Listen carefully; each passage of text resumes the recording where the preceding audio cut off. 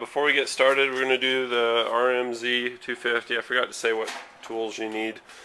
You need a couple of sockets, an 8mm and a 10. And then you'll also need a 5mm and a 6mm Allen. You can use the ones that are shaped like an L, or I like to use the socket ones.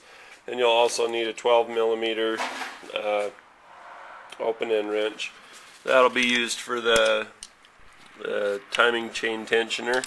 You'll want to pop the cap out of there when the time comes, and that's what that's for. You'll also need a set of fine feeler gauges to be able to check what your existing valve clearance is. Okay, so I've got the timing cover off. I pulled the 2 bolts out of the top. Also removed, to get the valve cover off, and removed the ignition coil. It's laid aside. You want to line up top dead center. Best way to do that, you got these little marks. I don't know how well you can see. I'll see what I can do. You want one at the top and one on the outside, and one on the top, one on the outside.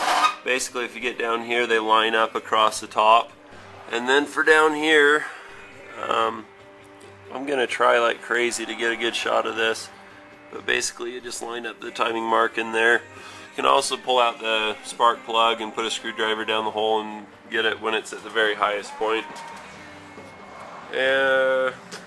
So the next thing we want to do, I've got it at top dead center. I got my timing marks lined up, tops and outsides. You take a feeler gauge and you want to measure the valve clearance here. On the intake, you're supposed to be between 5 and 9 thousandths of an inch. That one measures 6. This one's 0. You can't get anything under there. When you have valve clearance that's real tight like that, it's a problem because you can't get any compression if it won't allow the valve to close all the way.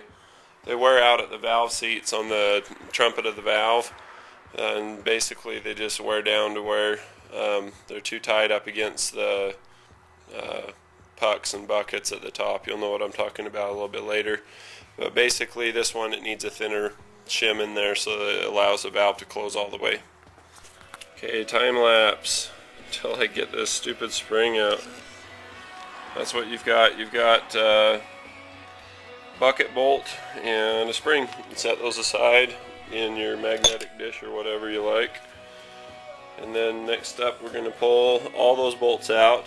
And then after I pull them out, I'll turn the camera back on and I'll tip the cams up and out. You want to put a wire around the chain and chain it up, or wire it up so that it doesn't fall down in the motor. If it does, it's not the end of the world. You can use a magnet, fish it up.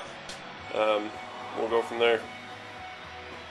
When you take important note, when you take these off, there's a little shim that's inside of there that runs on the cam that holds the cam in place, you know, side to side.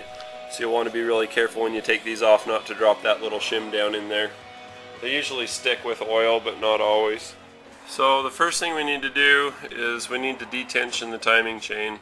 To do that, you take this nut out, and under this nut, or behind this nut, that's tighter than crap, is a spring. Probably could have staged that, huh? That would have saved everybody from like puking from motion sickness. But basically, you pull this nut out, it spits out a spring, and that kind of takes the tension off. It doesn't really, because this one's geared. But basically take all there's 4 bolts per side, you pull those out, tip the cams down and pull it out. But if you don't do this first, it'll spring push out the tensioner even farther, so it is important that this gets done. Okay, so I got the tensioner pulled back, and now it's time to pull the buckets and get the little spacers. The buckets have something already in the middle, and then the spacers sit on top of those. So you pull it out, you'd be like, well, where's the spacer? Because it's not sitting in the thing. They always get stuck up in there. So use a magnet, whatever, pull it out. See that little spacer on the magnet? That's it. They'll have a number that says what they are in metric. This one says, you can't see it with a flip camera. Wish they'd have a way to zoom in, but they don't. It says 2.35, which means 2.35 millimeters.